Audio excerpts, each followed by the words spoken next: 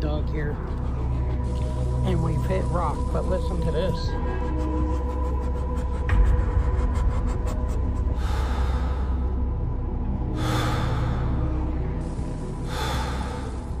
Una tragedia sin precedentes acaba de sacudir Jerusalén. Las imágenes han dado la vuelta al mundo. Hay confusión, miedo y una sola pregunta en el aire. ¿Está cerca el fin? En este lugar sagrado, algo ha ocurrido que nadie puede explicar y que ha encendido las alarmas en todo el mundo. Esta mañana, mientras realizábamos una excavación, el suelo tembló de forma repentina. Lo que parecía una vibración local pronto se sintió en otras partes de la ciudad y entonces comenzaron los hechos inexplicables. El muro de los lamentos emitió un sonido agudo, como si estuviera gimiendo. Poco después, un sector del monte del templo quedó completamente aislado por fuerzas de seguridad. Nadie dice exactamente qué pasó, solo sabemos esto. Una figura fue vista brevemente en el sitio. Algunos creen que era una persona, otros que no lo era. ¿Coincidencias? ¿Eventos naturales? ¿O estamos ante el cumplimiento de algo más grande? Las antiguas profecías hablaban de señales, y muchas de ellas están ocurriendo ahora una tras otra. Este podría ser solo el comienzo. Porque lo que está ocurriendo bajo Jerusalén podría cambiar todo lo que conocemos sobre el fin de los tiempos. Jerusalén no fue sacudida del sueño por explosiones ni gritos, sin tanques, sin disturbios, sin titulares clamando por atención. Fue empujada suavemente por algo que no debería estar presente. Bajo el muro occidental, durante lo que debería haber sido otro aburrido trabajo de cascos y portapapeles, reforzando túneles antiguos, los trabajadores notaron una imperfección en la piedra. Nada dramático, sin colapsos, sin nubes de polvo, solo una grieta delgada atravesando bloques que han sobrevivido a imperios, terremotos y más malas decisiones de las que cualquier ciudad debería soportar. Todos pensaron que era la edad haciendo lo suyo. La piedra se asienta, la historia se hunde, lo reparas y sigues adelante. Entonces comenzó el ruido. Al principio fue fácil descartarlo. El sonido viaja de manera extraña bajo tierra. Las ciudades antiguas respiran a través de sus huesos. Cualquier neoyorquino que haya vivido sobre una línea de metro sabe que Jerusalén no es diferente. Solo más vieja, más sagrada y mucho más complicada. Pero esto no era flujo de aire. No pulsaba, no se desvanecía, no cambiaba con la temperatura o la presión. Se mantenía firme como una radio, atascada entre estaciones que se negaba a sintonizarse o apagarse. Los instrumentos tampoco lo toleraron bien. Los sensores captaron interferencia donde se esperaba silencio. Una señal constante que no se comportaba como nada en la lista de verificación, ni mecánica, ni natural, ni aleatoria. La ciudad que siempre ha sido llamada inamovible no se había abierto, pero sin duda parecía haberse aclarado la garganta. Ahora, aquí es donde algunas personas saltan directamente a visiones y ángeles. Así es como suelen ir estas cosas. Cada zumbido inexplicable se convierte en el fin del mundo antes del almuerzo. Otros tomaron el camino opuesto. Lo descartaron como mal cableado en piedra muy antigua. La piedra caliza resuena. Las cavidades amplifican el sonido. Fin de la historia. Ambos lados tenían razón en algo. Ninguno tenía el panorama completo porque el sonido no se propagó. No resonó a través de los túneles como acústica normal. Permaneció dentro de las piedras mismas, localizado, arraigado, como si el muro no se estuviera rompiendo, sino sosteniendo. Algunos de los bloques registraron movimiento, pero no hacia afuera como fracturas por estrés. Compresión hacia adentro, como si la piedra se estuviera preparando en lugar de fallando. Las vibraciones permanecían en lugar de viajar. Eso puso nerviosos a los ingenieros. Eso hizo callar a todos los demás. Las personas que estaban cerca lo describieron de manera diferente. Un tipo dijo que se sentía como estar junto a una multitud que no podías ver, como en una fiesta previa antes de que abran las puertas. Otro juró que las piedras se sentían cálidas, lo cual provocó burlas hasta que los escaneos térmicos no mostraron nada. Sin fuente de calor, sin reacción química, sin respuesta fácil. Los funcionarios intentaron mantenerlo técnico: anomalía acústica, efecto de cavidad subterránea, el tipo de lenguaje diseñado para calmar mercados y mantener a los turistas en movimiento. Luego las grabaciones se filtraron, demasiado constantes, demasiado estratificadas, demasiado intencionales para sonar accidentales. Jerusalén ha sido destrozada muchas veces por manos humanas. Esto no se sentía así, sin enemigo, sin humo, sin transmisiones de emergencia. Fuera lo que fuera, vino desde adentro. De lo que todos asumían estaba asentado y terminado, y eso es lo que se metió bajo la piel de la gente. Cuando el peligro es ruidoso, el miedo aumenta y se quema.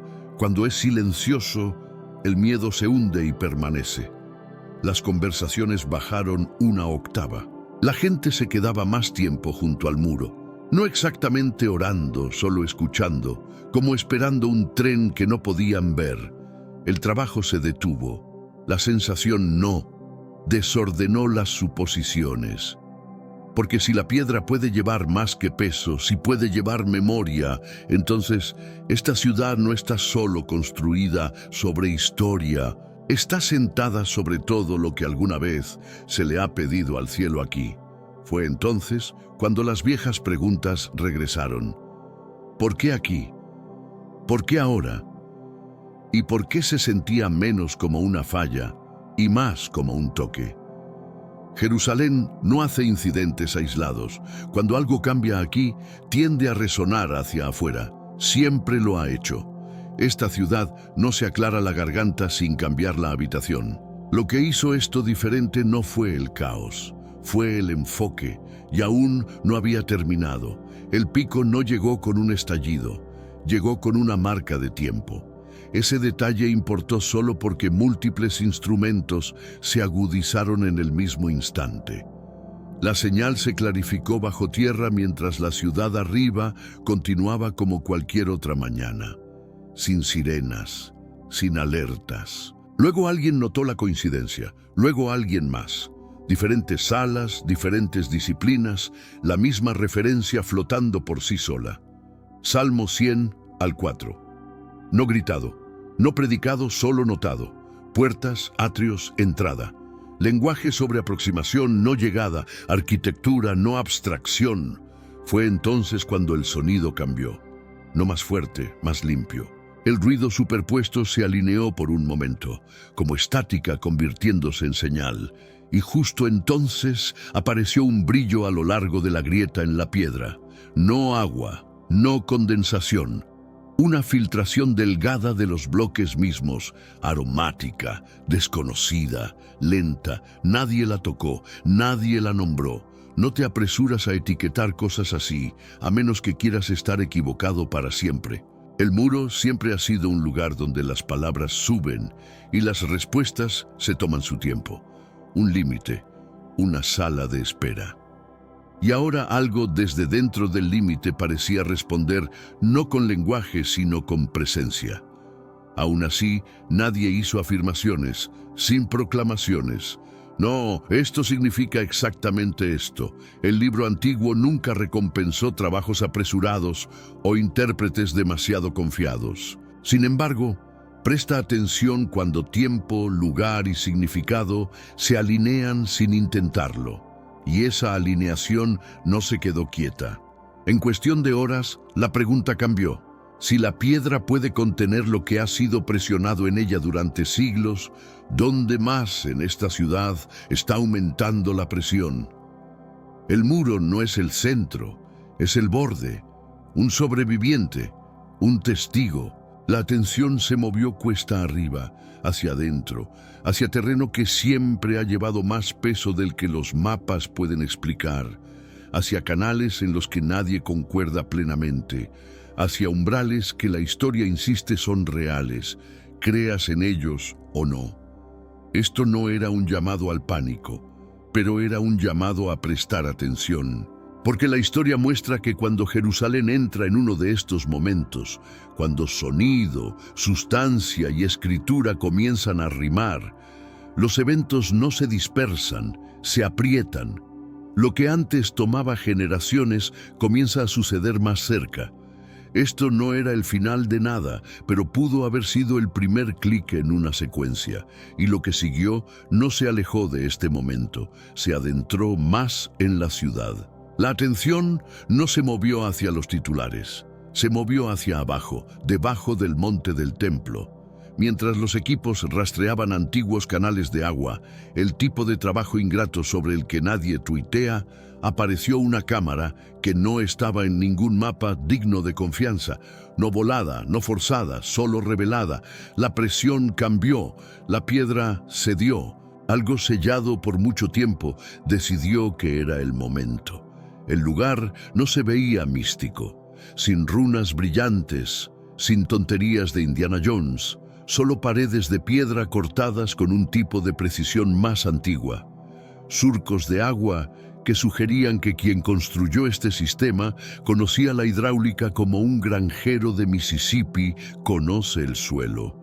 De la vieja escuela, paciente, construido para durar. Luego alguien notó el piso en un bolsillo de tierra encajado entre piedra, sin luz solar, sin flujo de aire, sin razón para que algo estuviera vivo. Había un brote, diminuto, pálido, de aspecto frágil, el tipo de verde que normalmente ves luchando a través de grietas de acera en Brooklyn, no enterrado bajo el bien raíz más disputado de la tierra.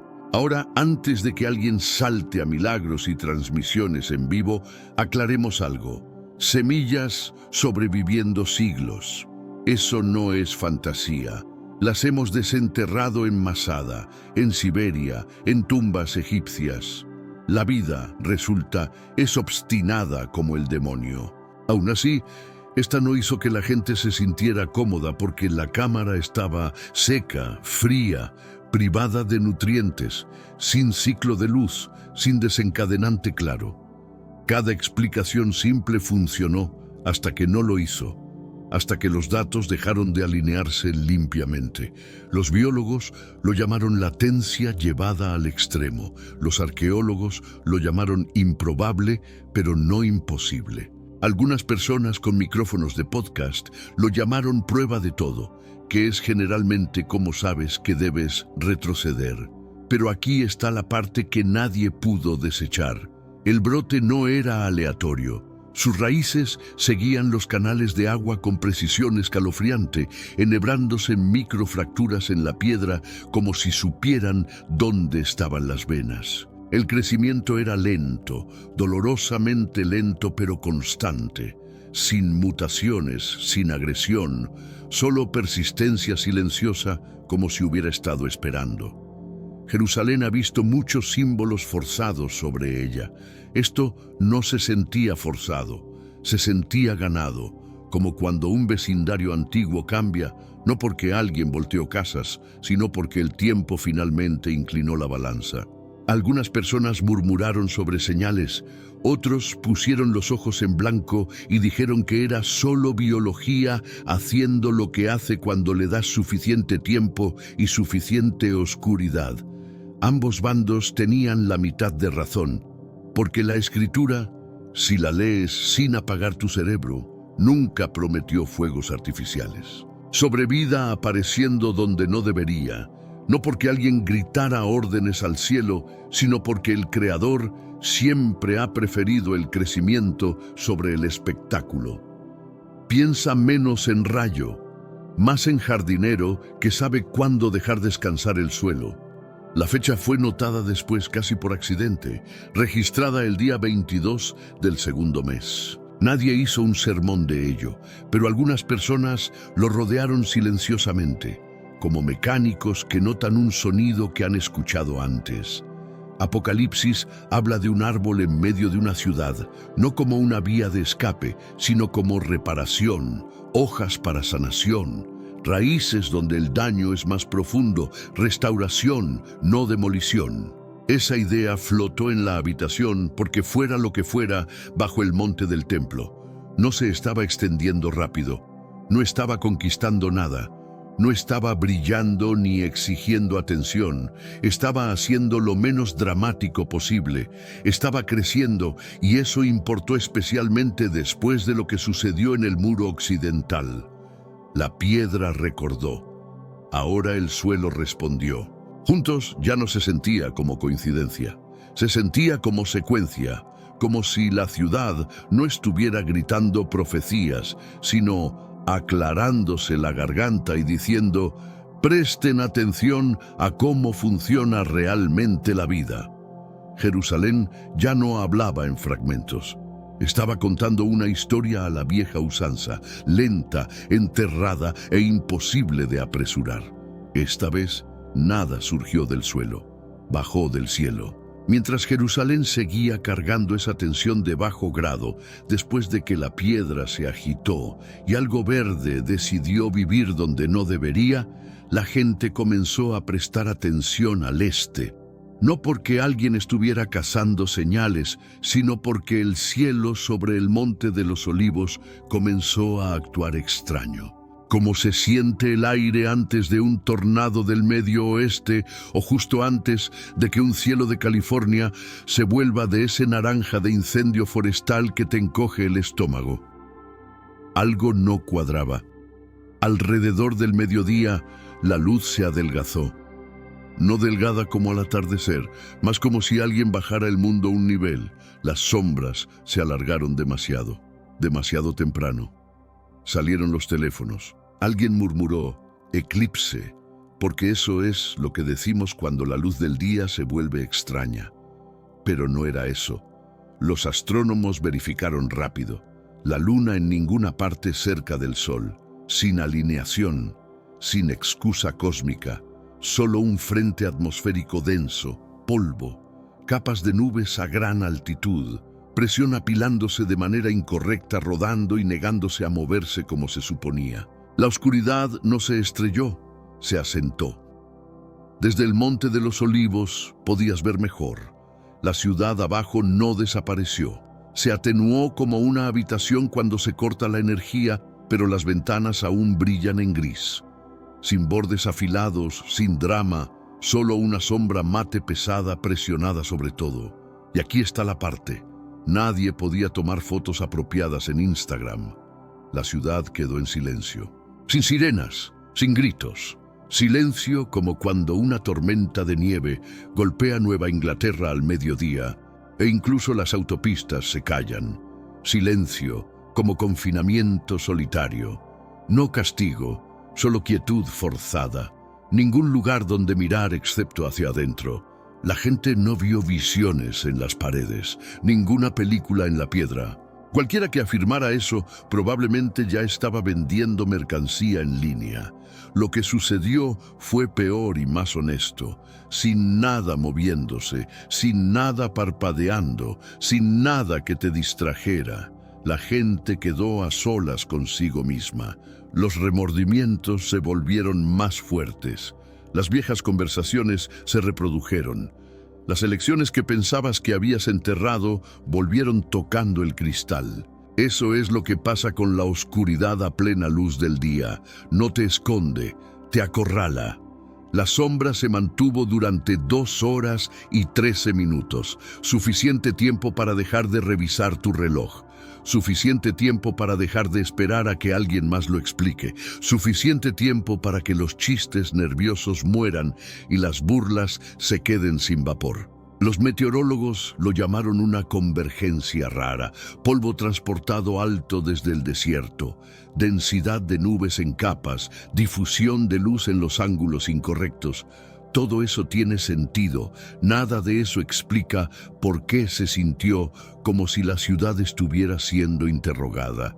Un antiguo profeta dijo una vez, el punto no era rasgar tu ropa, sino rasgar lo que hay debajo.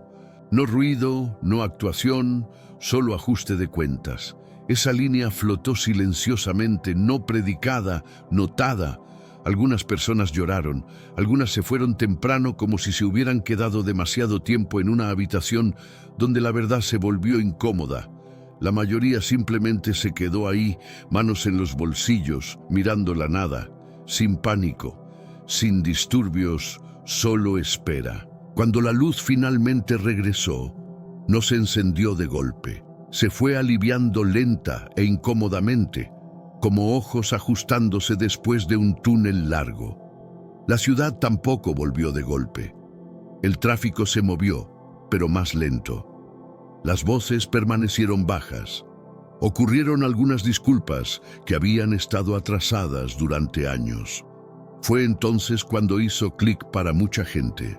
Dios no necesita fuegos artificiales, no está dirigiendo un espectáculo de magia. Si quiere meter una palabra, usa clima, silencio, tiempo, cosas con las que no puedes discutir y de las que no puedes escapar.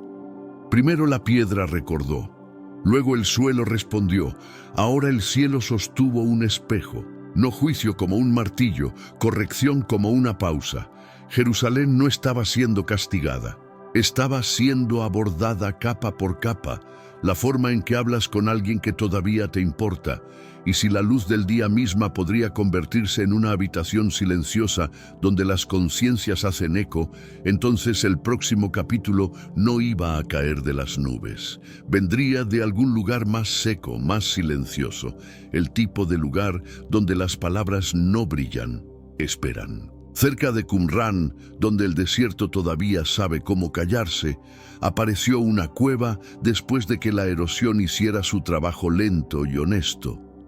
El tipo de lugar al que los arqueólogos entran esperando la alineación habitual. Trozos de cuero, jarras agrietadas, otra nota al pie para un libro de texto que nadie lee de tapa a tapa. En cambio, encontraron un tubo de cobre limpio, sellado, intacto y vacío. Sin rollos, sin tinta, sin compartimentos ocultos, solo un cilindro hueco medido con cuidado, tapado como si alguien quisiera que permaneciera así. No roto, no saqueado, intencionalmente vacante. Ahora en nuestra era, el vacío pone nerviosa a la gente. No confiamos en él. Si no hay nada adentro, asumimos que alguien se equivocó o alguien está mintiendo, o peor, comenzamos a llenar el silencio con teorías, podcasts y cualquier tontería que flote mejor en línea. Pero esto no fue descuidado, el tubo no fue un error. Qumran nunca se trató de ruido.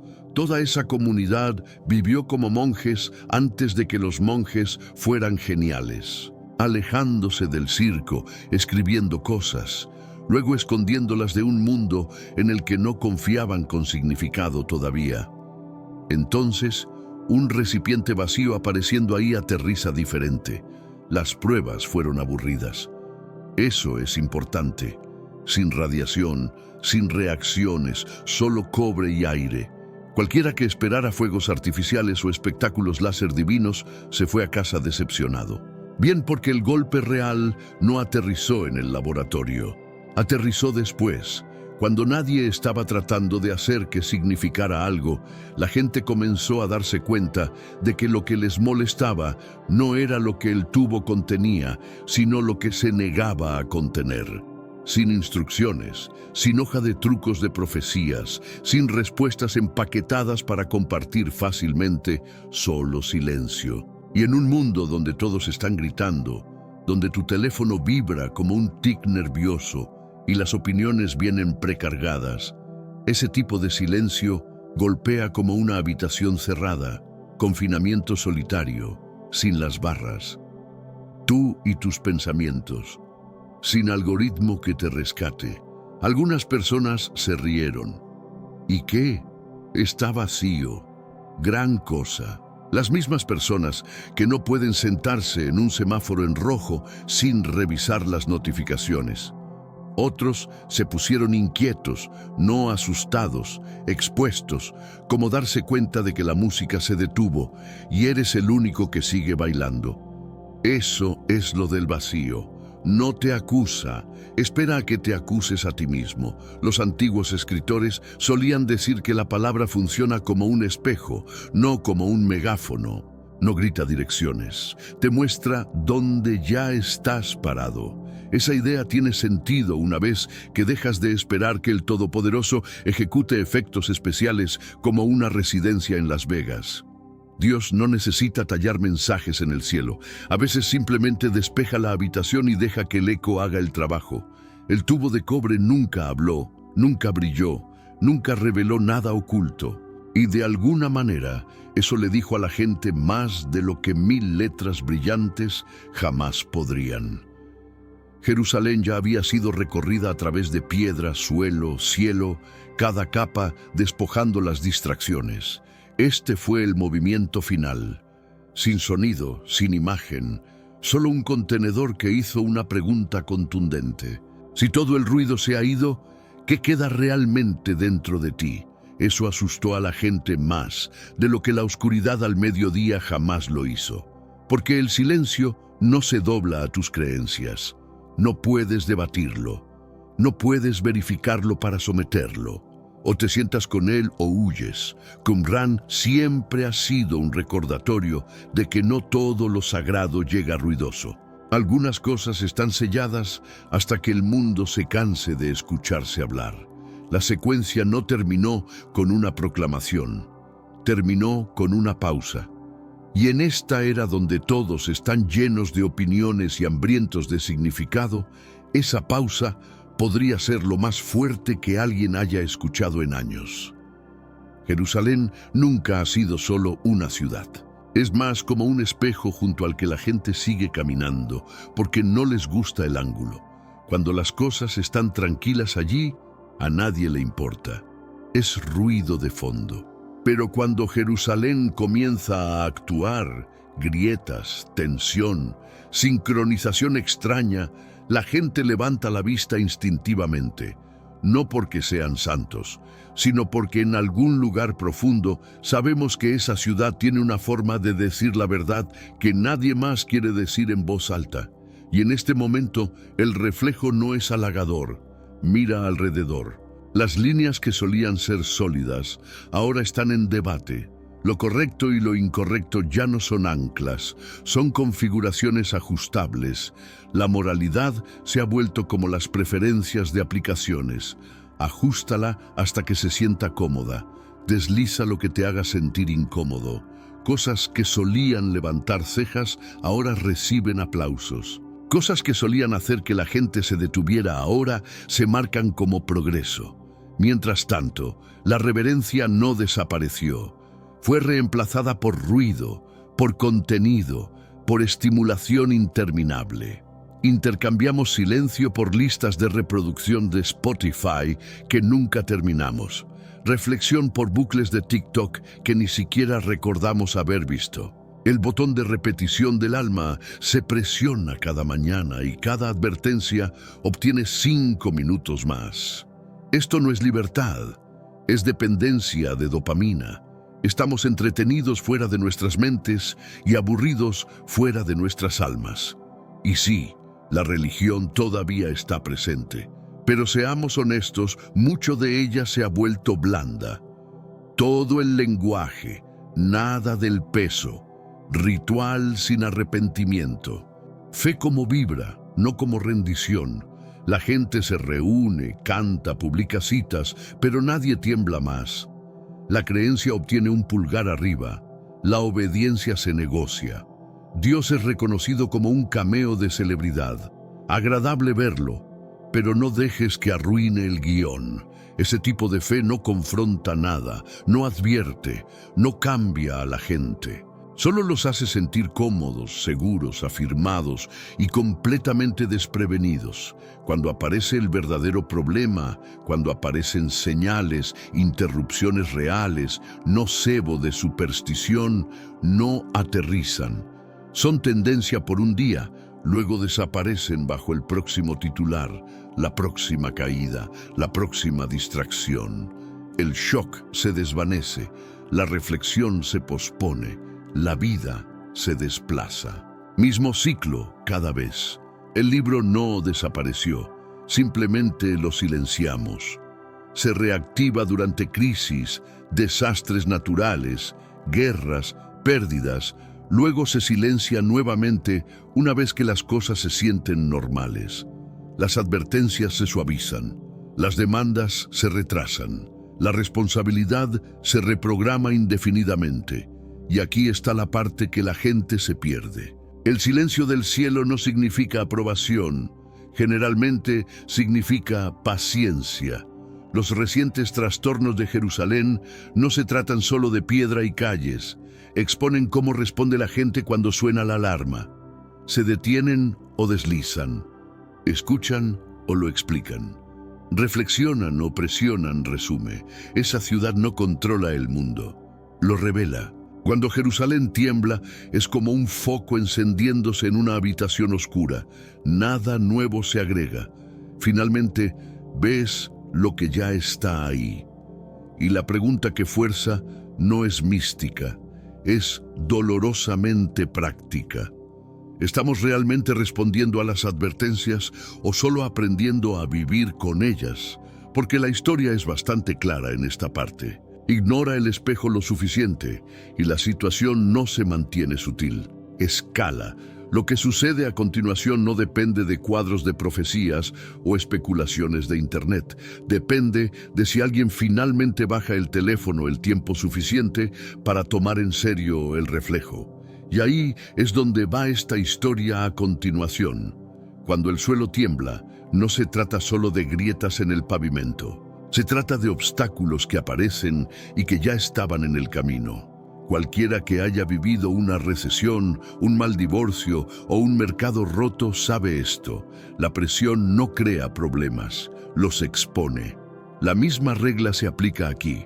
Hay una vieja línea que pregunta: ¿quién eres tú, oh gran monte? Eso no es poesía, es diagnóstico. Un monte no es un monstruo fuera de la puerta. Es lo que bloquea el camino hacia adelante. Y ahora mismo esos montes se están volviendo realmente obvios.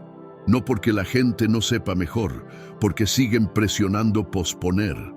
Vivimos en la era más plana de la historia. Todo se nivela. La verdad se convierte en opinión. La advertencia se convierte en energía negativa. Las cosas serias se lijan en contenido que encaja entre anuncios. Nadie quiere fricción. Todos quieren vibraciones. Ese es el aplanamiento. Los bordes duros desaparecen. La convicción se etiqueta como tóxica. Cualquier cosa que exija rendición se reescribe como haz lo que funcione para ti. Y cuando la presión real golpea, económica, política, espiritual, esos cimientos blandos se doblan como sillas de césped de Walmart. Ahora, seamos claros. Esto no se trata de superstición. Los terremotos ocurren, los patrones climáticos cambian, las sociedades ciclan. Cualquier ingeniero o historiador decente te dirá que hay explicaciones para casi todo. El problema es lo que sucede después de la explicación. La gente se ajusta o se desplaza, porque el temblor hace una cosa realmente bien. Mata ilusiones. Demuestra lo que soporta carga y lo que era solo decorativo. No escalas un monte así, no negocias con él, no lo verificas con hechos para someterlo. Se aplana, no por esfuerzo humano, no por mejor marca, por algo más grande interviniendo y diciendo basta. Llámalo gracia, llámalo corrección, llama al tipo grande arriba golpeando la mesa para llamar la atención de todos. Misma idea. Y aquí es donde se vuelve incómodo.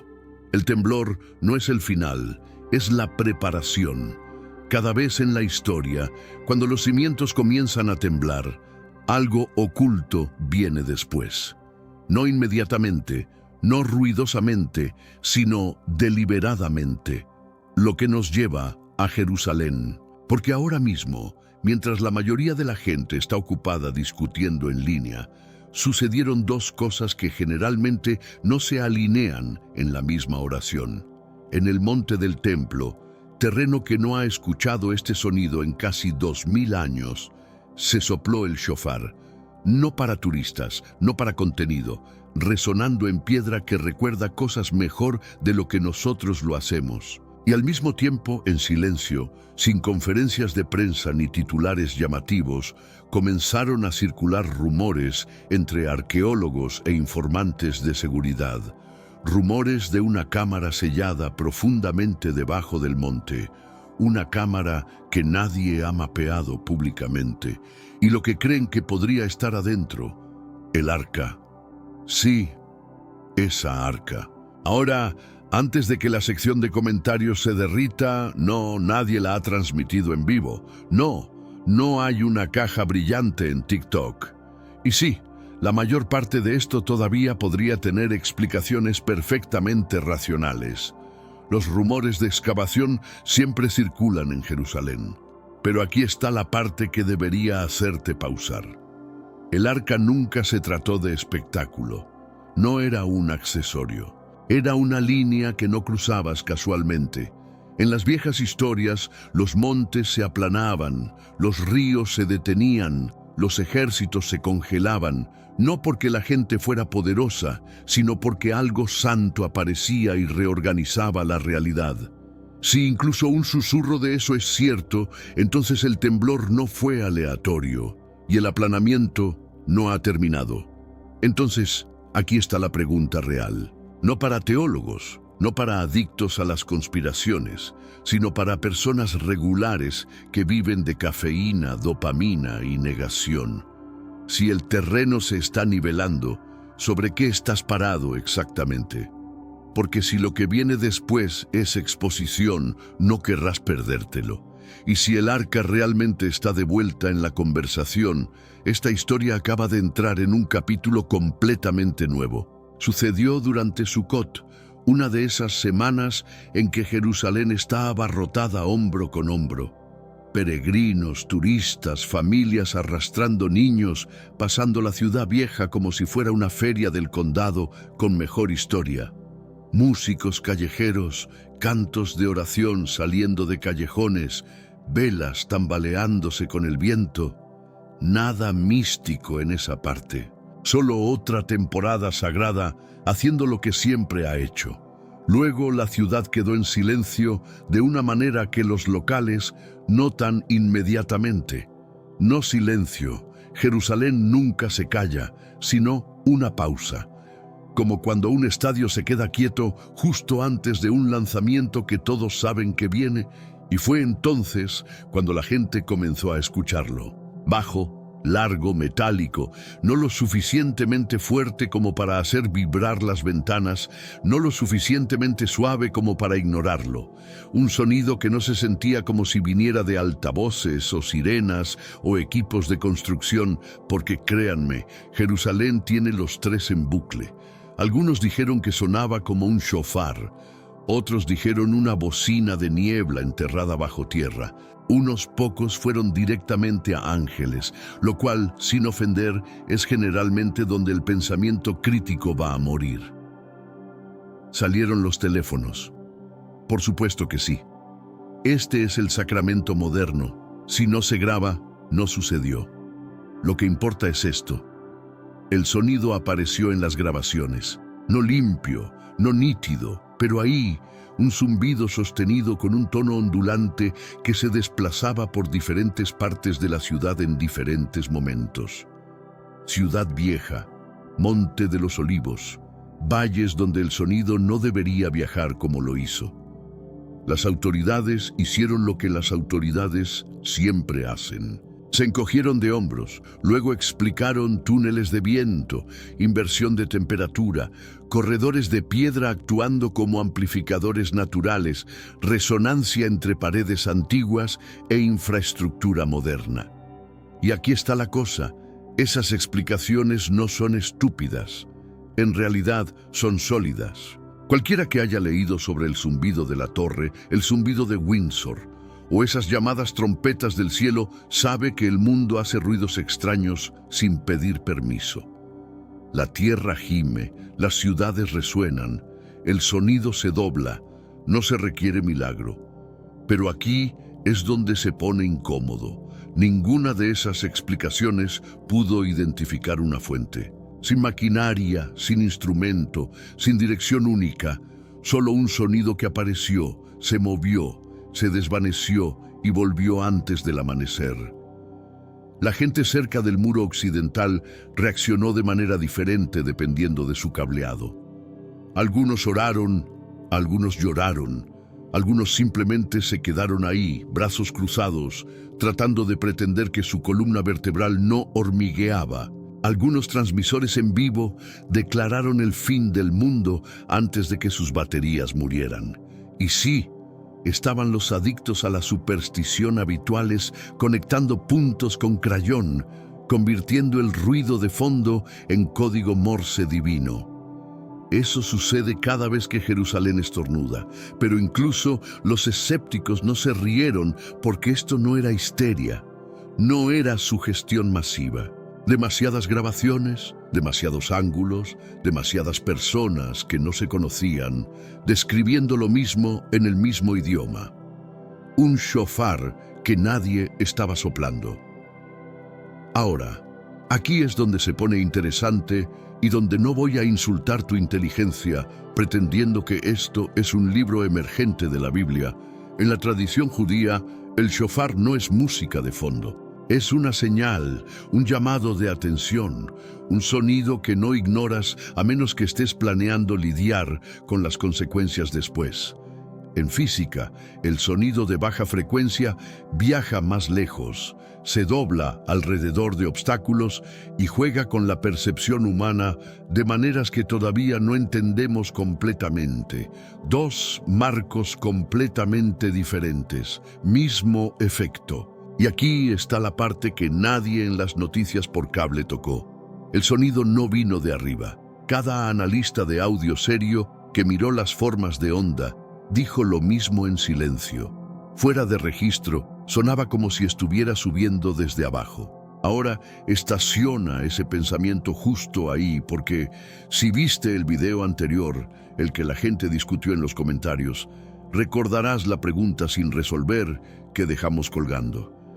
No prueba, no confirmación, solo fragmentos, textos antiguos, zonas restringidas, rumores persistentes de que algo bajo Jerusalén no es solo arqueológico, está custodiado. No porque sea mágico, porque es políticamente radiactivo. No estoy diciendo que el Arca de la Alianza esté zumbando como un transformador roto bajo la ciudad. Eso es pensamiento de dibujos animados, teología de Indiana Jones. Pero sí estoy diciendo esto. Jerusalén está construida en capas, piedra sobre piedra, era sobre era, y al sonido no le importan nuestras categorías. Viaja a través de grietas que olvidamos que existían. Si algo ahí abajo, natural, mecánico o hecho por el hombre, está interactuando con estructuras antiguas de una manera que aún no entendemos completamente, el resultado no se vería como un rayo del cielo. Sonaría como esto: un llamado sin boca, una señal sin remitente, un ruido que obliga a la gente, creyentes y escépticos por igual, a dejar de desplazarse y realmente escuchar.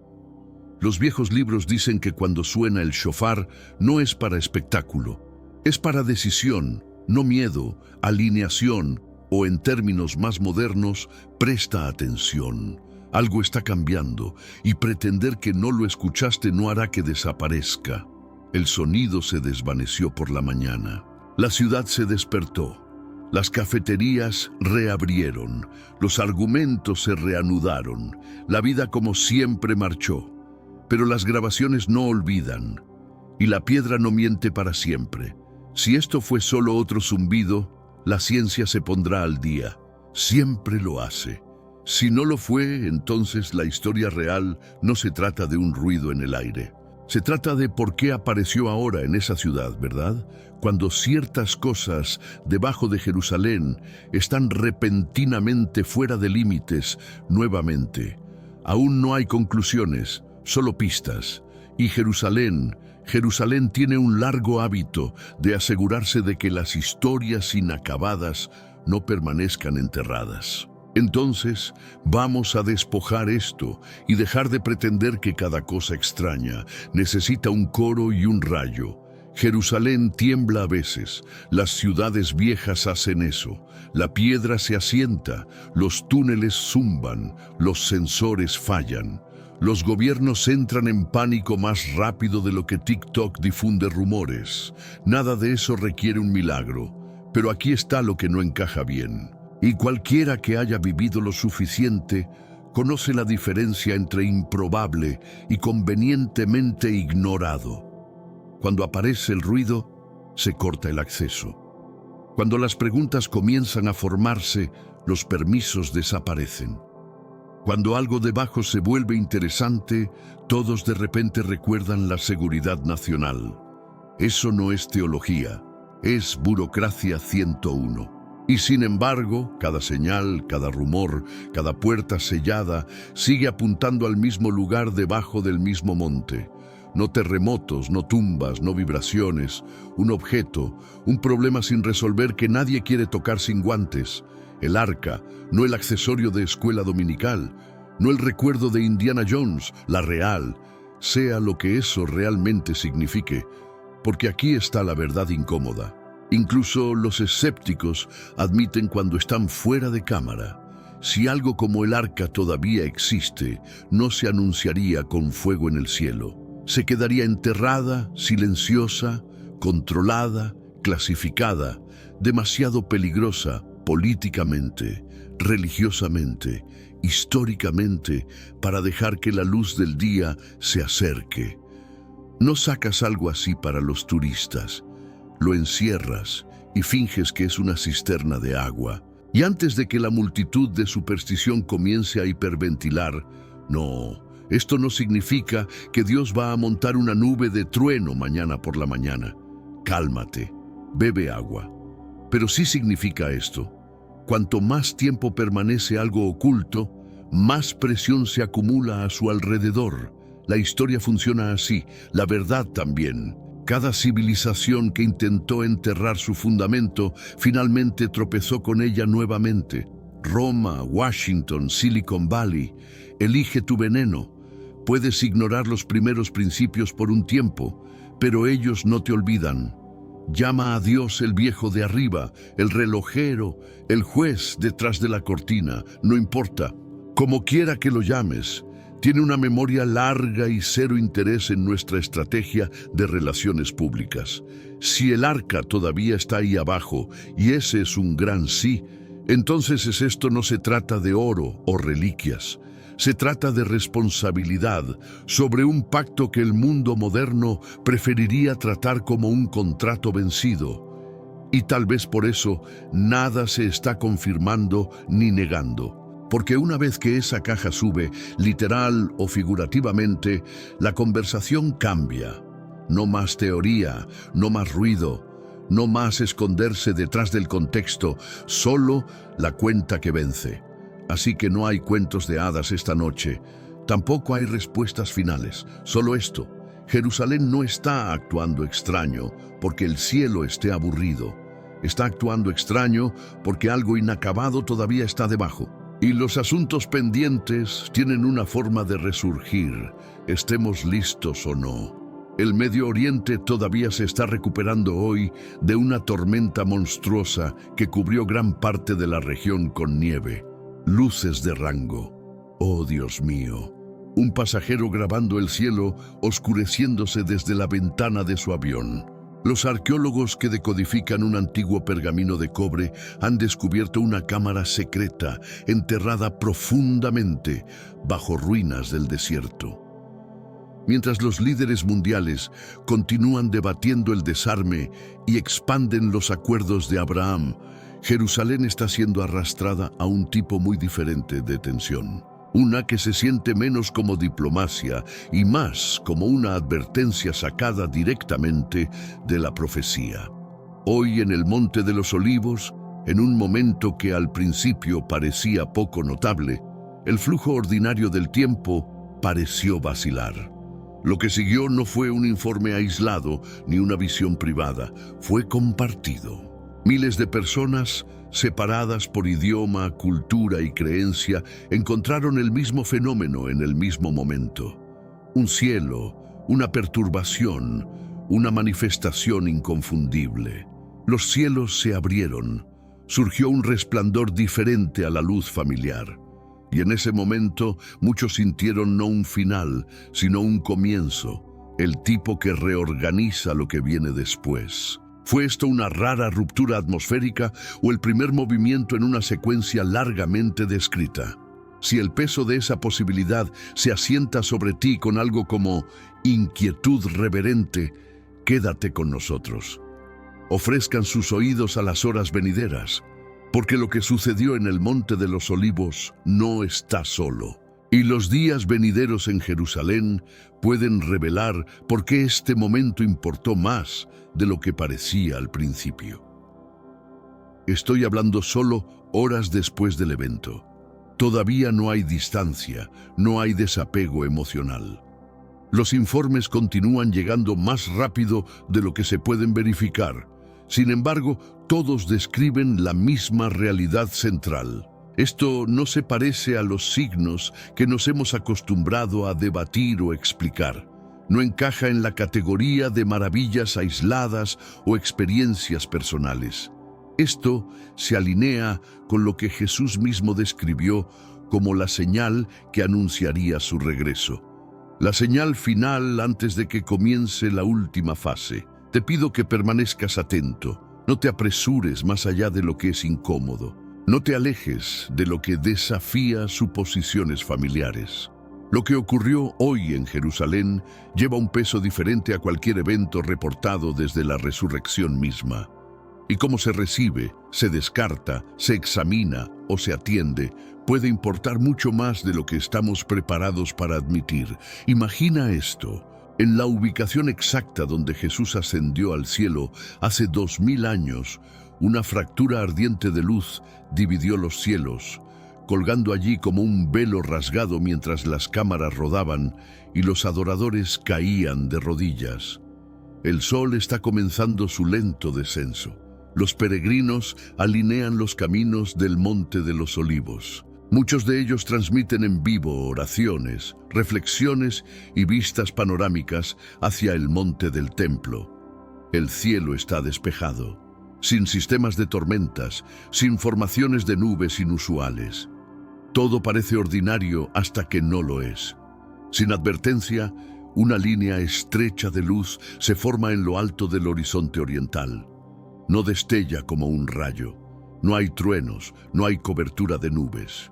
En cambio, los testigos la describen como una fractura luminosa que se extiende horizontalmente por el cielo, blanca con un borde azulado tenue, nítida y limpia, como si el espacio mismo hubiera sido cortado suavemente.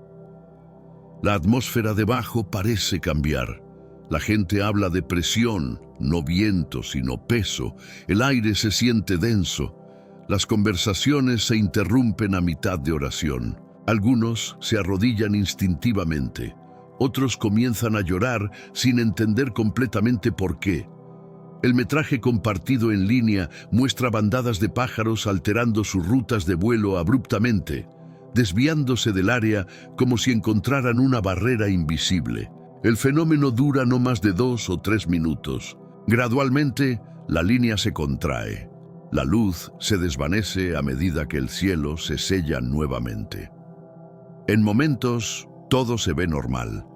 Las agencias meteorológicas no informan ninguna explicación meteorológica conocida, ningún avión, ninguna óptica atmosférica común en la región, ninguna actividad sísmica registrada en ese momento preciso. Sin embargo, los videos continúan circulando, capturados por cámaras de seguridad, teléfonos y transmisiones en vivo ininterrumpidas. Los eruditos y comentaristas toman nota. Algunos señalan con cautela el lenguaje bíblico largamente debatido en lugar de definitivamente definido. Los cielos se abrieron. Pasajes de Mateo 24 y Lucas 21 resurgen junto con Zacarías 14:4, que habla del Monte de los Olivos en conexión con los actos decisivos de Dios. Un peregrino cristiano de América del Sur que grababa un video devocional dijo más tarde: "Pero cuando apareció esa línea, me sentí pequeño, como si la historia hiciera una pausa para respirar". Un estudiante israelí de astrofísica que observaba desde la ciudad abajo admitió: "No sé qué fue, sé lo que no fue y eso me inquieta". Un visitante judío envuelto en oración le dijo a un reportero local: "Nuestros textos dicen que los cielos responden cuando Dios se mueve. No estoy diciendo lo que esto significa, estoy diciendo que exige atención". Entonces la pregunta permanece, no declarada, no resuelta, sino colocada cuidadosamente ante nosotros. ¿Fue esto meramente una rara anomalía óptica, aún esperando clasificación científica? ¿O fue uno de esos momentos que la Escritura describe no como prueba, sino como advertencia, una invitación a observar, a discernir, a preparar? Mientras teólogos y científicos continúan debatiendo lo que apareció sobre el Monte de los Olivos, otro desarrollo está atrayendo atención silenciosamente debajo de él. En los días posteriores al evento, los geólogos confirmaron hallazgos inusuales en lo profundo debajo de la misma cresta, anomalías subsuperficiales que pueden sugerir una estructura de falla previamente desconocida que atraviesa el área. El cielo se cerró de nuevo, pero el suelo puede estar contando su propia historia. En continuación, los geólogos publicaron escaneos sísmicos desde debajo de esa misma montaña, revelando una línea de falla masiva este-oeste, precisamente donde la antigua profecía dice que el Monte de los Olivos se dividirá en dos. Los investigadores que trabajan en y alrededor de la cresta oriental de Jerusalén, incluidas áreas debajo del Monte de los Olivos y la ciudad de David, han identificado una capa de destrucción a gran escala previamente no documentada. Esta capa no se parece a las secuelas de invasión o fuego. En cambio, lleva la firma inconfundible de fuerza sísmica. Paredes colapsadas en direcciones uniformes, bloques de piedra desplazados juntos, vasijas de cerámica destrozadas y arrastradas, pisos doblados como si el suelo mismo se hubiera agitado debajo de ellos.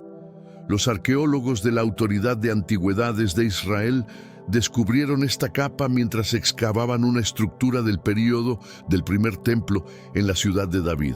Lo que inmediatamente llamó la atención no fue solo la naturaleza del colapso, sino su datación. El análisis de radiocarbono combinado con la tipología de cerámica coloca el evento firmemente en el siglo VIII a.C., el período preciso asociado con el profeta Amós. Este detalle importa. Tanto Amós como Zacarías se refieren a un poderoso terremoto tan conocido en la memoria de Israel que se convirtió en un punto de referencia para imágenes proféticas posteriores. Amós abre su mensaje anclándolo 2 años antes del terremoto. Zacarías, escribiendo siglos después, asume que sus lectores aún lo recuerdan, usando ese mismo temblor como comparación para un día futuro cuando el Señor mismo actuara decisivamente. Algunos eruditos bíblicos ahora notan la importancia de esta convergencia. Si el terremoto invocado por los profetas no fue simbólico sino histórico, y si la arqueología ahora ha confirmado su realidad, entonces el uso profético posterior de ese evento como plantilla para lo que aún está por venir merece atención renovada. Zacarías 14 no habla abstractamente. Describe una ubicación física, una montaña física y una transformación física, cuando los pies del Señor se paren sobre el Monte de los Olivos. Un geólogo involucrado en el análisis comentó con cautela: "No estamos interpretando profecía, Estamos documentando procesos terrestres, pero es sorprendente cuando textos antiguos y evidencia física se cruzan tan precisamente. Un historiador bíblico agregó: los profetas a menudo hablaban en términos concretos porque sus audiencias vivían en realidades concretas. Los terremotos no eran metáforas para ellos, eran terror, ruptura y advertencia divina. Aún así, las preguntas permanecen abiertas. ¿Fue el terremoto antiguo simplemente uno de muchos eventos sísmicos a lo largo de la falla de transformación del Mar Muerto? ¿O se volvió profético precisamente debido a su magnitud y momento? Porque fue usado más tarde por los mensajeros de Dios para apuntar más allá de sí mismo. Esa pregunta no puede ser resuelta solo por la arqueología, ni debe ser descartada solo por la teología. Y aquí es donde la discusión avanza, porque la capa de destrucción recién identificada no es el único rastro físico dejado atrás. Otras excavaciones en Jerusalén y Judá ahora están siendo reexaminadas para evidencia similar, signos que pueden apuntar colectivamente a lo que algunos investigadores han comenzado a llamar el terremoto de los profetas. Junto a Moviro, si tal evento sísmico moldeó el lenguaje de juicio, advertencia y agitación final en la Escritura, entonces su redescubrimiento puede no ser accidental. Puede ser preparatorio, invitando a una generación, una vez más, a considerar si la tierra misma ya ha testificado de lo que los profetas dijeron que vendría en los últimos días. Y eso nos lleva al siguiente desarrollo: evidencia arqueológica de que esto no fue un colapso aislado, sino parte de un terremoto regional más amplio que reconfiguró la región. Uno cuyos ecos pueden alcanzar mucho más profundo en la cuestión de los últimos días de lo que se asumió previamente. Un descubrimiento hecho cerca del área del templo misma, no una visión, no una teoría, sino palabras grabadas, preservadas, esperando. Durante una excavación de conservación limitada cerca del perímetro sur del Monte del Templo, un área previamente conocida por revelar muros de Herodes, sellos antiguos y objetos rituales, los arqueólogos descubrieron una pequeña cavidad sellada. Adentro había fragmentos de cerámica y una tablilla de piedra con débiles inscripciones hebreas. A primera vista, las marcas parecían desgastadas más allá del reconocimiento, pero después de una limpieza cuidadosa e imágenes multiespectrales, las líneas de texto comenzaron a emerger. Lo que los eruditos vieron inmediatamente detuvo el trabajo. La inscripción está escrita en hebreo antiguo, estructurada como una oración o himno litúrgico. Dentro de ella aparecen frases que resuenan inconfundiblemente a través de los textos proféticos. Referencias a IEHW viniendo en juicio, a sus pies parados sobre la montaña al este, y a una súplica por la aparición del ungido en ese mismo lugar. Varias frases se paralelan estrechamente al lenguaje de Zacarías 14, donde el Señor se para en el Monte de los Olivos, y Ezequiel 43, que habla de la gloria de Dios regresando a la ciudad desde el este. La convergencia es difícil de ignorar, no porque resuelva la interpretación, sino porque reduce la coincidencia. Un epígrafo senior, involucrado en el estudio, declaró con cautela: este no es un texto cristiano posterior. El lenguaje, la escritura y la formulación lo colocan firmemente dentro de la expectativa judía. Lo que expresa es anticipación, esperando una intervención decisiva de Dios, asociada con una ubicación específica. Los medios religiosos rápidamente lo apodaron una oración escrita en piedra, esperando el día del Señor bajo el monte del templo. Algunos eruditos de la escatología han ido más allá, sugiriendo que forma un puente histórico entre la esperanza mesiánica judía antigua y las palabras de Jesús en el Nuevo Testamento con respecto a su regreso a Jerusalén. Otros instan a la moderación. Nos recuerdan que la expectativa mesiánica era diversa, que tal lenguaje no apunta a una única línea de tiempo o identidad por defecto. Sin embargo, incluso entre las voces cautelosas, hay acuerdo en un punto. Este texto confirma que mucho antes de los debates teológicos posteriores, la gente ya estaba orando por un momento cuando Dios mismo vendría, separaría, juzgaría y restauraría. Un historiador rabínico comentó anónimamente: esta inscripción muestra que la esperanza del día de YHWH no era abstracta, estaba fundamentada en lugar, en geografía, en expectativa. Solo eso debería hacernos pausar. Entonces la pregunta permanece abierta y debe permanecer abierta. ¿Es esta tablilla meramente otro testigo del anhelo judío antiguo? ¿O se mantiene como un testimonio silencioso de que las Escrituras describen eventos no solo creídos, sino activamente esperados justo aquí en el corazón de Jerusalén? Y si tales oraciones fueron talladas en piedra bajo el monte del templo, ¿qué más puede aún salir a la superficie? Porque este no es el único texto que ahora está atrayendo atención. En meses recientes han surgido informes de documentos e inscripciones antiguas adicionales encontrados cerca de Jerusalén, textos que hablan no solo de Israel, sino de las naciones, de pactos y de un momento cuando todos los pueblos son convocados juntos. Y si esos textos se confirman, pueden obligarnos a preguntar si la expectativa del Día del Señor nunca estuvo destinada a permanecer confinada a un pueblo, sino a abarcar el mundo entero al cierre de la historia.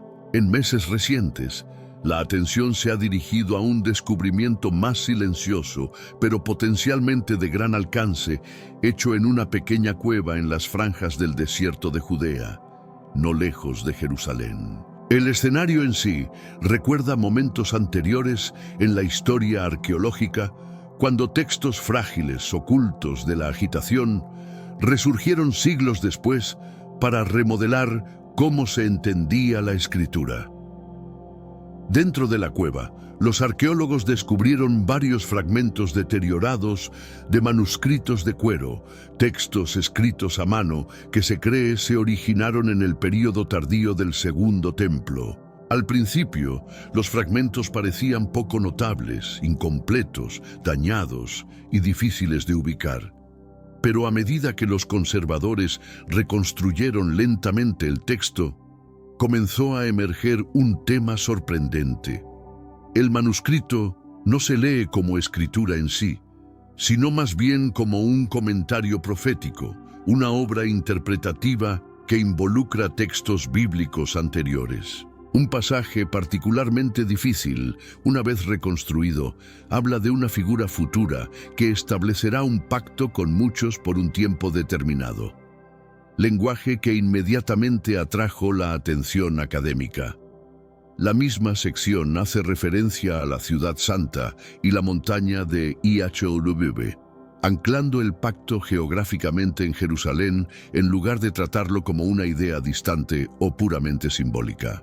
Para los estudiantes de la Escritura, la redacción es imposible de leer sin recordar Daniel 9:27, un versículo largamente debatido por su referencia a un pacto que involucra a muchos y su conexión con eventos culminantes que rodean el final de una era.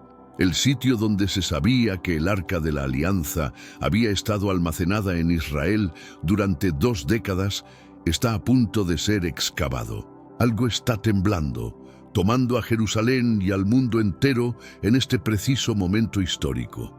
Lo que se desarrolló sobre el muro occidental hace días ha inquietado incluso a aquellos más familiarizados con lo sagrado. Se suponía que sería una oración matutina ordinaria. Los rabinos hablaban suavemente, los muros quietos, los corazones atentos. Luego, en el momento en que terminó la oración, descendió una columna de luz, no luz solar, no reflejo, un rayo vivo, intencional, rítmico, rodeando a los peregrinos orando, pulsando como si respondiera a las palabras mismas. Las cámaras lucharon por registrarlo. Los ojos No. Los testigos describieron el aire apretándose, la atmósfera cayendo en silencio, una calidez que trajo tanto paz como asombro. La luz no brilló y se desvaneció. Permaneció, respiró y luego se retiró, dejando atrás una quietud que se sentía más pesada que el sonido. Las comparaciones surgieron silenciosamente. El fuego de Hechos, el brillo de Apocalipsis, imágenes largamente leídas, nunca esperadas para ser vistas. Desde ese momento, las preguntas se han extendido más rápido que el metraje. ¿Fue esto una señal, una convocatoria o una advertencia envuelta en misericordia? Se suponía que sería una tarde ordinaria en Jerusalén, calmada y sin incidentes, mientras el sol se inclinaba hacia el oeste sobre las piedras antiguas. Los peregrinos se movían silenciosamente por caminos familiares. Los guías hablaban en tonos apagados y el Monte de los Olivos permanecía como siempre había estado, vigilante, silencioso, sin cambios. Nada sugería que la historia estaba a punto de agitarse bajo sus pies. Entonces, sin advertencia, el suelo respondió. Los testigos dicen que comenzó con un sonido tan bajo que casi se perdió. Un gemido sordo y resonante, como si la tierra misma estuviera exhalando. Momentos después, apareció una fisura en la ladera este del Monte de los Olivos. No una grieta dispersa, no daño superficial, sino una ruptura continua, única, corriendo con precisión inquietante hacia el oeste, trazando una línea de la que se habló mucho, pero que nunca se esperó ver. La división avanzó constantemente, cortando a través de piedra y suelo, moviéndose en una dirección imposible de ignorar, directamente hacia la ciudad vieja. Varios observadores describieron una extraña quietud en el aire mientras progresaba, como si la ciudad misma hubiera caído en silencio. Sin viento, sin pájaros, solo el sonido de la piedra cediendo. Lo que más inquietó a la gente fue dónde se detuvo. La fisura llegó al área frente a la puerta dorada, antigua, sellada, pesada con siglos de expectativa, y luego se detuvo limpiamente, precisamente, justo antes del muro de la ciudad. No atravesó las piedras, no continuó, simplemente terminó. Los que estaban cerca dijeron que el suelo vibró bajo sus pies, no violentamente, sino deliberadamente, como marcando un límite. Un rabino anciano, presente en la escena, fue escuchado susurrando una sola referencia bajo su aliento. Zacarías 14. Otros lo sintieron sin nombrarlo, un reconocimiento profundo e instintivo de que esto no era aleatorio. Se levantaron teléfonos, se grabaron videos. Sin embargo, como con muchos de esos momentos, el metraje varió. Algunos clips mostraban la fisura claramente extendiéndose como una cicatriz oscura a través de piedra pálida. Otros parecían distorsionados, los bordes ondulantes, la profundidad difícil de medir. En línea, los videos se difundieron rápidamente. Luego, con la misma rapidez, fueron etiquetados como no concluyentes, especulativos o irregularidades geológicas. Pero aquellos que estuvieron ahí permanecieron inmóviles ante tales explicaciones. Varios describieron un abrumador sentido de gravedad. No exactamente miedo, sino peso.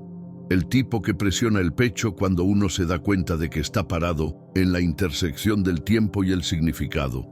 Una mujer dijo más tarde entre lágrimas: no fue caos, se sintió ordenado, como si algo antiguo hubiera sido reconocido. Eruditos, teólogos y funcionarios de la ciudad comenzaron silenciosamente sus discusiones. ¿Era tectónico? ¿Era simbólico? ¿O era algo que la Escritura había señalado durante generaciones? En ese día, sus pies se pararán en el Monte de los Olivos, no cumplido, sino señalado. Porque lo que hizo este momento verdaderamente inquietante no fue solo la grieta en sí, sino lo que sucedió después. En cuestión de días, Jerusalén comenzó a experimentar una cadena de señales de otro mundo. El monte de los olivos abriéndose, luces misteriosas rodeando el cielo y temblores ondulando bajo la ciudad. Y entonces la pregunta ahora se cierne sobre cada testigo, cada clip, cada susurro. ¿Fue esta luz bautismal la primera señal, la señal de apertura de algo mucho mayor acercándose a Jerusalén? Antes de pasar a la siguiente revelación, que une todas las señales anteriores, asegúrate de dar me gusta a este video, comentar, Señor, estoy observando, y suscribirte. Ayuda a que este mensaje llegue a más personas que necesitan entender lo que se está desarrollando a nuestro alrededor ahora mismo. Algo de lo que el mundo ha sido advertido durante generaciones. Algo de lo que se habló en textos sagrados, pero que rara vez se imaginó como algo que podría ser medido. La primera indicación no provino de eruditos de profecías o teólogos, sino de una máquina. Comenzó debajo del Monte de los Olivos, directamente bajo la fisura recién formada. Los sensores sísmicos instalados para monitorear microactividad después de informes de inestabilidad del suelo comenzaron a registrar vibraciones tan tenues que ningún humano podía sentirlas. Al principio, los investigadores asumieron asentamiento subterráneo de rutina, ruido de fondo común en terreno antiguo estratificado con fallas y cavidades, pero los datos se negaron a comportarse normalmente. Las vibraciones no ocurrieron aleatoriamente. Llegaron en pulsos, ráfagas cortas seguidas de pausas, luego ráfagas más largas, luego silencio nuevamente. El patrón se repitió una y otra vez durante horas, luego días. Un técnico supuestamente comentó que se veía menos como ruido geológico y más como intención. Dentro de 48 horas, las grabaciones fueron marcadas. Cuando los analistas convirtieron los pulsos sísmicos en gráficos visuales, el parecido se volvió inconfundible. Las señales seguían un ritmo preciso, puntos y rayas, espaciado, repetición. La estructura era matemáticamente consistente. Varios investigadores llegaron independientemente a la misma conclusión inquietante. La tierra debajo del Monte de los Olivos estaba vibrando en un patrón idéntico al código Morse. Al principio, nadie se atrevió a sugerir significado, pero la curiosidad prevaleció. Se trajo a un especialista lingüístico, luego a un investigador de criptografía. Mapearon los pulsos exactamente como fueron transmitidos. Cuando se decodificó, el mensaje se resolvió en una oración corta, clara, sobria y profundamente familiar para aquellos que conocían las Escrituras. Era un versículo llamando al arrepentimiento, no una advertencia de destrucción, no una declaración de llegada, sino un llamado a volverse atrás. Los testigos dijeron más tarde que la habitación cayó en silencio. El mensaje fue verificado cruzadamente, repetidamente. Diferentes equipos, diferentes métodos, mismo resultado. El versículo correspondía a un conocido llamado bíblico al arrepentimiento hablado en tiempos de ajuste moral. No juicio cumplido, sin nombres, sin fechas, solo un llamado. Palabras antiguas llevadas no por voz o pergamino, sino por piedra y presión bajo Jerusalén misma. Los geólogos se pusieron inquietos. Las vibraciones se originaron directamente debajo de la línea de fisura que corre a lo largo del Monte de los Olivos. El radar de penetración terrestre confirmó cambios sutiles debajo de la cresta, pero nada violento. La montaña no se estaba desmoronando. Estaba respondiendo, casi como liberando algo almacenado. Varios investigadores se negaron a comentar públicamente. Los teólogos, sin embargo, no podían ignorar el simbolismo. El Monte de los Olivos, largamente asociado con arrepentimiento, oración y expectativa, ahora produciendo un llamado medible al arrepentimiento desde debajo de su superficie. no a través de un profeta, no a través de una señal en el cielo, sino a través de la tierra misma. La Escritura registra momentos en que la creación responde antes que la humanidad. Los expertos sísmicos emitieron declaraciones contenidas, enfatizando que ningún proceso geológico conocido produce patrones lingüísticos codificados. Advirtieron contra la especulación, pero admitieron silenciosamente que la anomalía desafiaba la explicación convencional. Los pulsos continuaron durante varios días. Luego se desvanecieron gradualmente, dejando atrás grabaciones que no podían deshacerse. Y entonces, una pregunta ahora se cierne sobre Jerusalén. Si la tierra misma puede hablar, ¿qué nos está pidiendo que escuchemos? Y si este fue solo el mensaje debajo de la grieta, ¿qué más yace oculto bajo la superficie, esperando el momento correcto para ser revelado? No te vayas a ninguna parte. En el siguiente segmento, un descubrimiento debajo de la superficie revela algo aún más impactante. Una señal que nadie esperaba en nuestra generación. Quédate conmigo, necesitas ver lo que fue encontrado. En los días posteriores a las perturbaciones alrededor del Monte de los Olivos, la atención se desplazó hacia algo mucho más silencioso y mucho más inquietante. No el cielo esta vez, no el suelo dividiéndose debajo de la piedra, sino agua. Comenzó en el Valle de Cedrón. Los locales familiarizados con el valle lo notaron primero. Un pequeño manantial, conocido hace mucho por su camino predecible, serpenteando hacia el sur a través del barranco, parecía comportarse de manera diferente. Al principio fue sutil e inusual, formación de charcos, una vacilación donde el agua normalmente pasaba sin pausa. Nada dramático, nada que alarmaría a un observador casual, hasta que el flujo cambió. En lugar de continuar a lo largo de su curso acostumbrado, el arroyo comenzó a doblarse lentamente, deliberadamente, redireccionándose cuesta arriba, no violentamente, no de repente, sino inconfundiblemente hacia el monte del templo. El agua hace muchas cosas extrañas en la naturaleza, pero no elige resistencia sobre gravedad sin causa. En cuestión de horas, el cambio se volvió innegable. Canales que habían estado secos durante años se oscurecieron con humedad. Las piedras, a lo largo del camino alterado, brillaban como si acabaran de ser lavadas. Varios testigos comentaron sobre la claridad del agua, más clara de lo habitual, sin llevar ninguno de los escombros típicos después de cambios estacionales. Se movía silenciosamente, constantemente, como si siguiera una ruta antigua, recordada en lugar de descubierta. El metraje comenzó a circular. Videos desde diferentes ángulos mostraban el mismo fenómeno. Un arroyo vivo redireccionándose de este a oeste, subiendo hacia el área asociada hace mucho con los atrios del templo. Sin construcción, sin lluvias recientes suficientes para explicar la redirección. Los hidrólogos inicialmente sugirieron cambios de presión subterránea vinculados a la actividad sísmica anterior, pero incluso ellos lucharon por explicar la precisión del giro. Lo que inquietó a muchos fue hacia dónde el agua parecía intentar ir.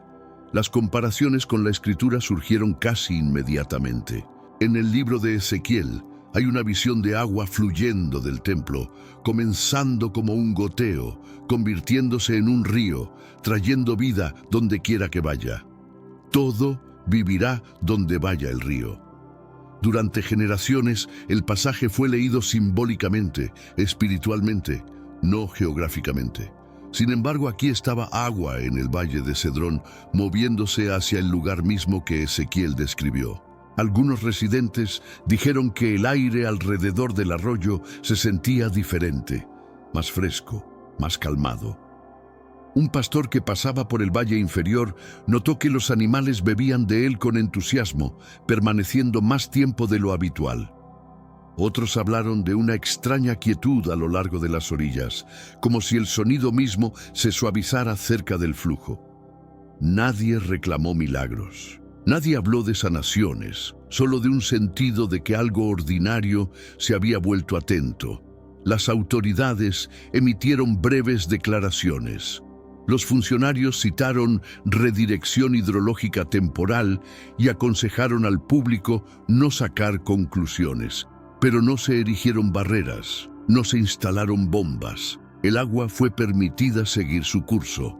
Los investigadores monitoreaban silenciosamente. Sacerdotes y eruditos observaban desde la distancia. Mientras tanto, el arroyo continuaba. Para algunos era coincidencia sobre coincidencia. Para otros se sentía como memoria, creación recordando un patrón escrito hace mucho.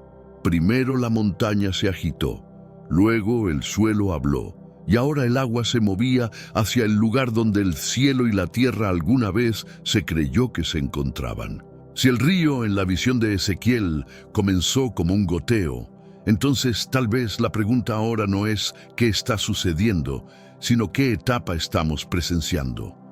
Mientras el cielo de Jerusalén brillaba, el gran recurso de vida de la ciudad continuaba comportándose de maneras que dejaban a los especialistas inquietos. Mientras la atención permanecía fija en temblores y luces, Jerusalén experimentó algo mucho más físico, algo que ningún instrumento podía malinterpretar. Comenzó con lluvia que al principio no parecía inusual. Los pronósticos estacionales habían mencionado lluvias dispersas, nada más, pero entonces el patrón cambió.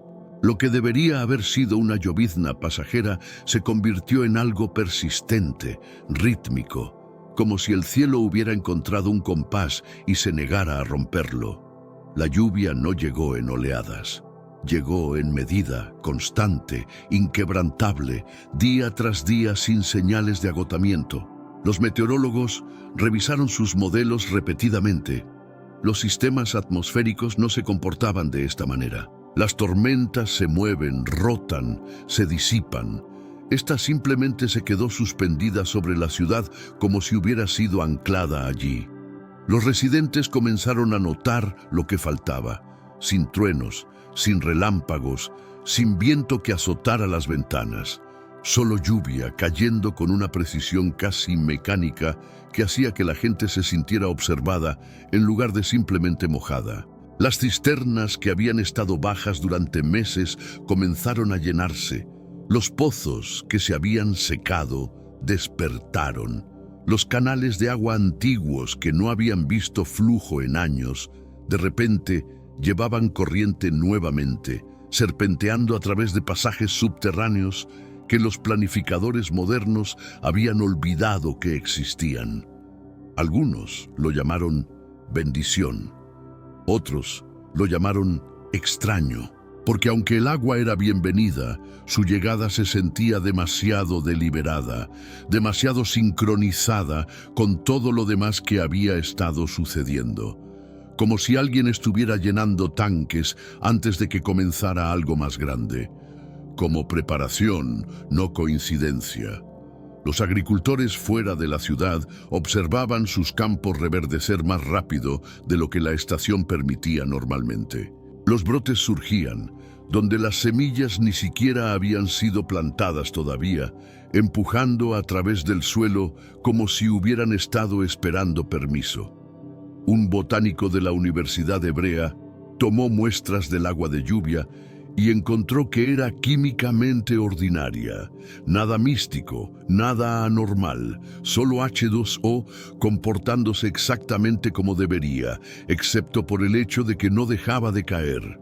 Durante 12 días seguidos, la lluvia continuó sin interrupción. No torrencial, no destructiva, solo presente, constante como un latido del corazón que se niega a fallar. Entonces, tan abruptamente como había comenzado, se detuvo. No se desvaneció gradualmente, se cerró como una llave girando. El cielo se despejó en cuestión de minutos, revelando un azul tan nítido que dolía mirarlo después de casi 2 semanas de gris. La ciudad exhaló. La gente salió de sus casas parpadeando ante la luz solar, como si hubieran estado encerradas por meses en lugar de días. Pero algo había cambiado. no visualmente, no dramáticamente, pero palpablemente. Jerusalén se sentía lavada, no solo limpia, sino purgada, como si las capas de polvo, tanto literal como espiritual, hubieran sido retiradas. Las conversaciones que habían estado en pausa durante semanas se reanudaron con una claridad extraña. Las peleas que habían estado hirviendo a fuego lento se resolvieron inesperadamente. Algunos dijeron que se sentía como si la ciudad hubiera estado conteniendo la respiración y finalmente se le permitiera exhalar. Los líderes religiosos susurraban en privado sobre el simbolismo. Agua ha sido siempre el lenguaje de purificación en los textos antiguos, no juicio ardiente, sino lavado, no destrucción, sino preparación. Como limpiar una casa antes de que llegue un invitado importante.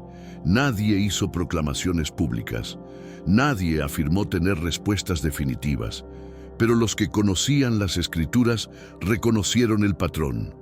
Primero, la piedra habló, luego, la tierra respondió. Después el cielo sostuvo un espejo. Ahora el agua había llegado para limpiar.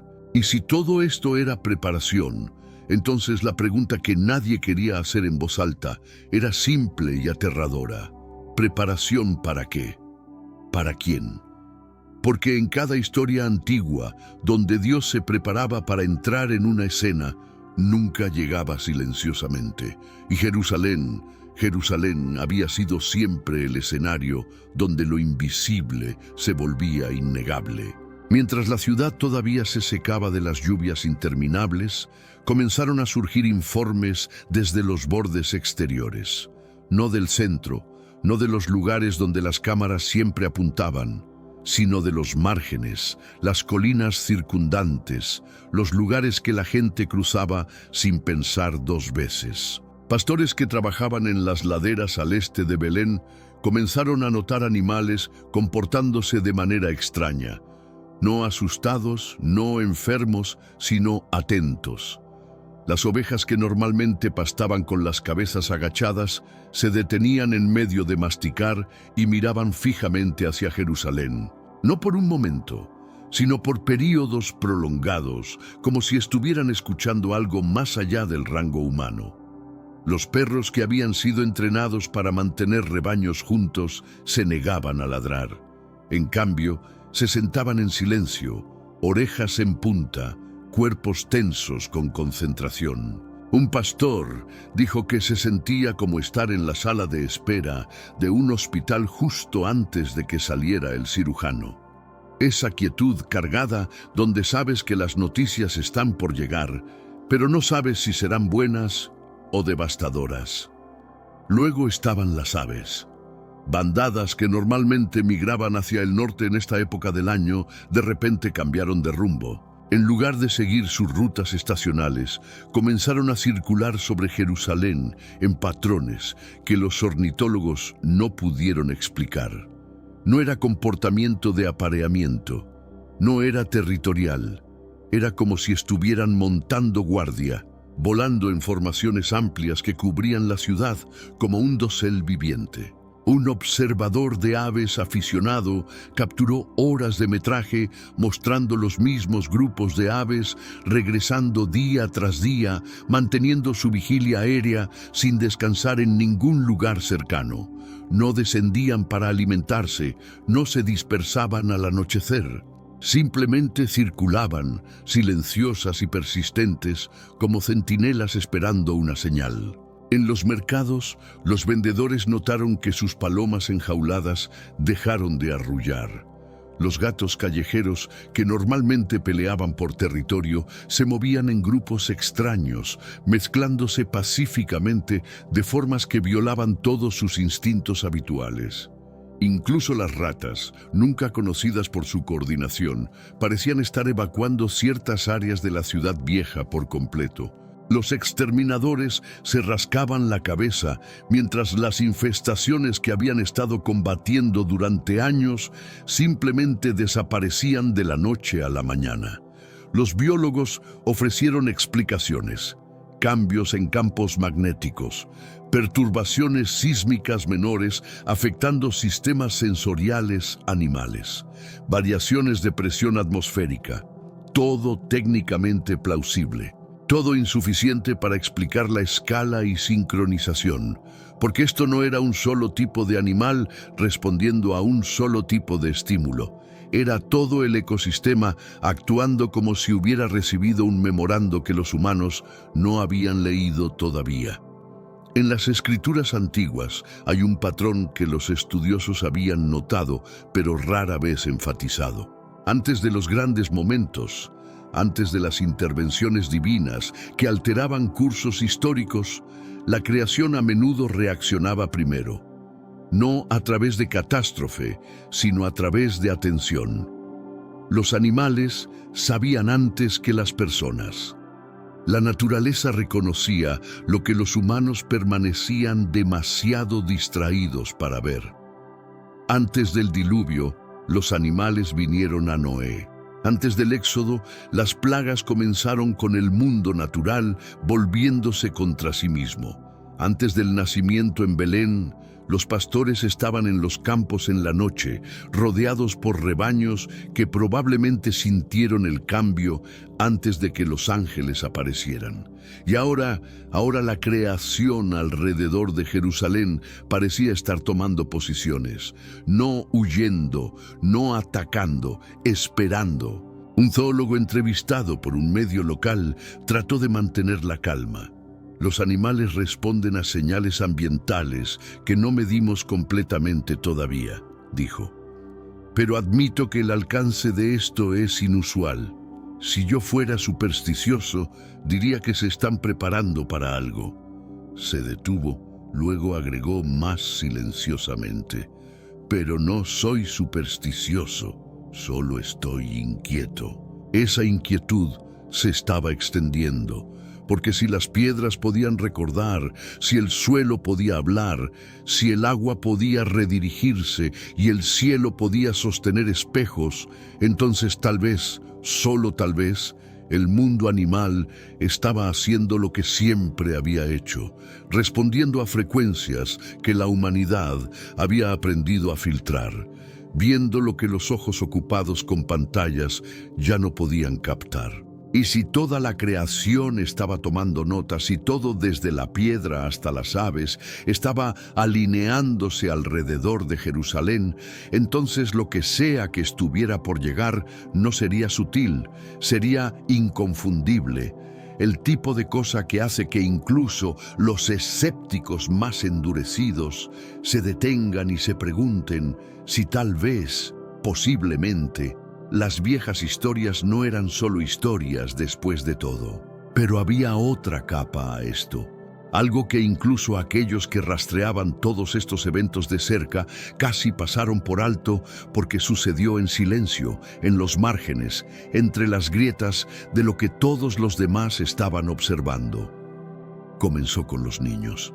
En toda Jerusalén, los maestros comenzaron a notar cambios en el comportamiento del aula.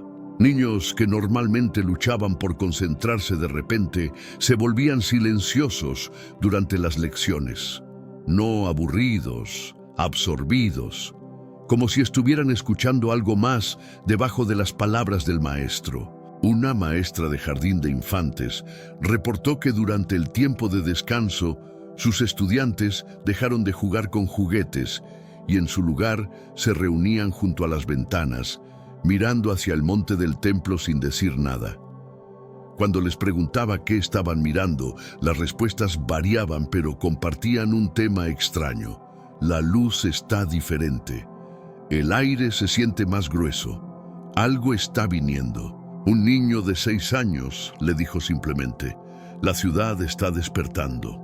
Cuando le preguntó qué quería decir, él se encogió de hombros. No lo sé. Simplemente lo sé. Los padres reportaban que sus hijos hacían preguntas que normalmente no hacían. Preguntas sobre Dios, sobre lo antiguo versus lo nuevo, sobre si las historias que escuchaban en la escuela religiosa eran reales o inventadas.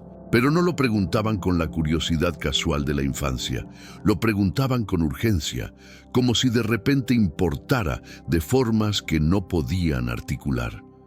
Un padre describió a su hija de 9 años despertándolo a medianoche, parada junto a su cama con los ojos bien abiertos. «Papá», susurró, «¿puedes escucharlo?». Cuando le preguntó qué, ella frunció el ceño. «El canto viene de fuera». Él escuchó. Solo silencio, pero ella insistió, descalza en el balcón, inclinándose hacia la ciudad oscura como si una melodía estuviera siendo llevada en el viento que solo ella podía detectar. Los psicólogos ofrecieron explicaciones tranquilizadoras. Ansiedad colectiva de los adultos filtrándose hacia los niños, sobreexposición a las noticias. Patrones de sueño interrumpidos por el estrés ambiental. Todo razonable, todo ignorando el hecho de que muchos de estos niños no estaban expuestos a las noticias. Sus padres habían sido cuidadosos de protegerlos de los titulares, y sin embargo sabían, sentían. En las Escrituras, especialmente en los Evangelios, hay un detalle que a menudo se pasa por alto. Cuando Jesús entró en Jerusalén, fueron los niños los que gritaron «Hosana» con más fuerza en el templo.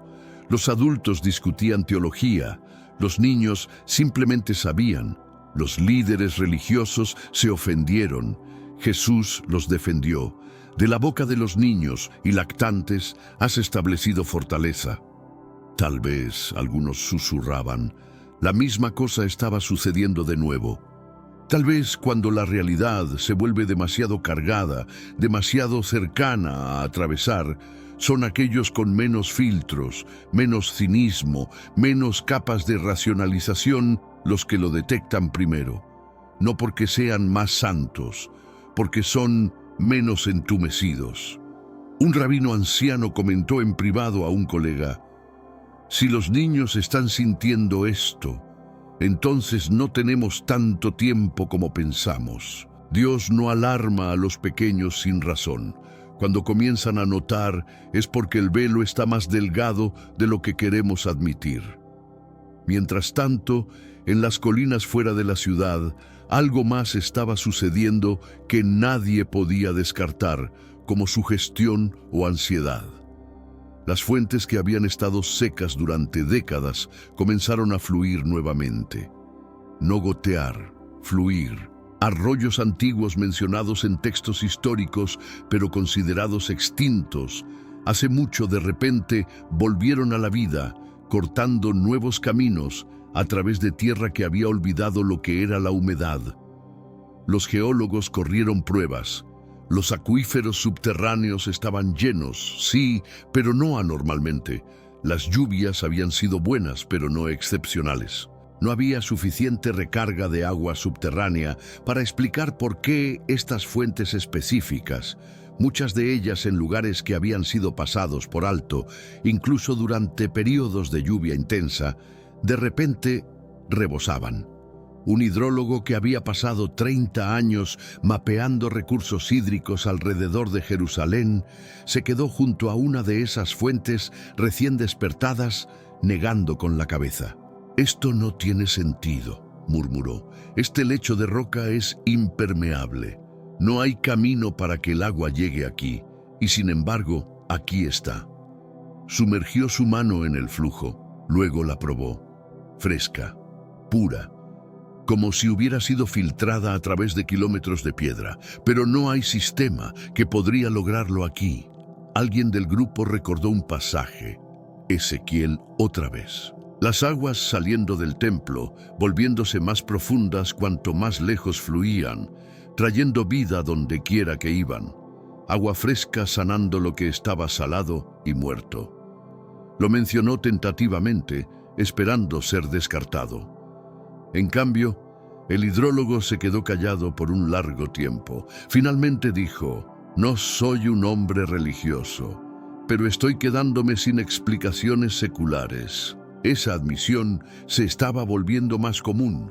no solo entre científicos, sino entre funcionarios gubernamentales, expertos en seguridad, incluso periodistas endurecidos que habían pasado carreras desmantelando afirmaciones supersticiosas.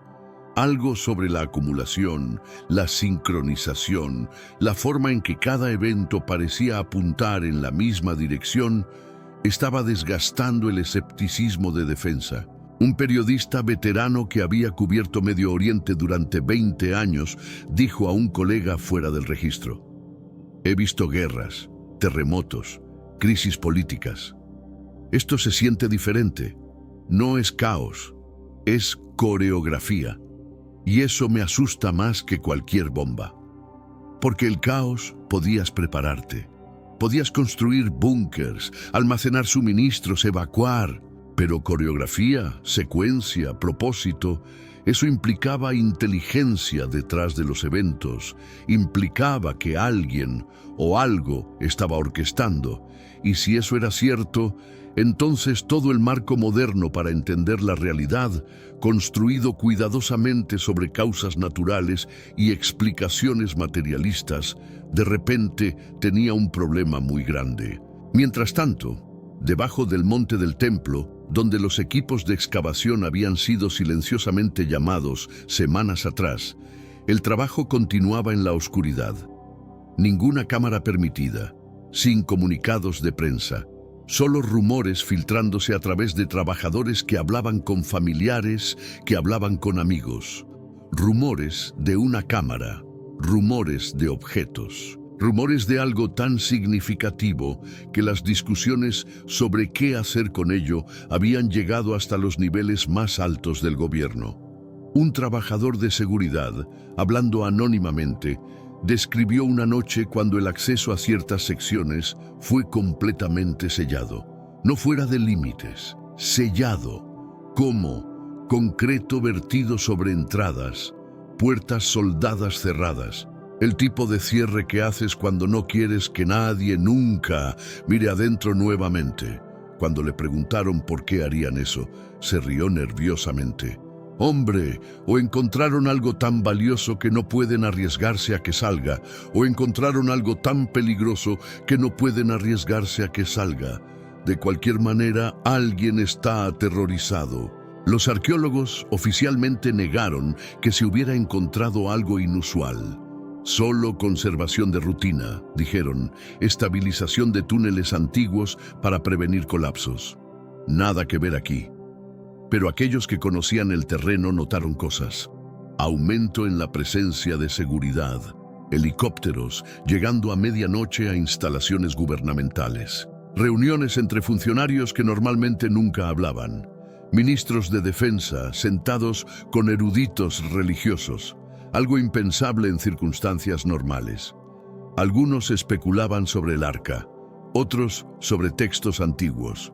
Unos pocos susurraban sobre algo más extraño, artefactos que no encajaban en ninguna línea de tiempo conocida, objetos que no deberían existir según la historia aceptada.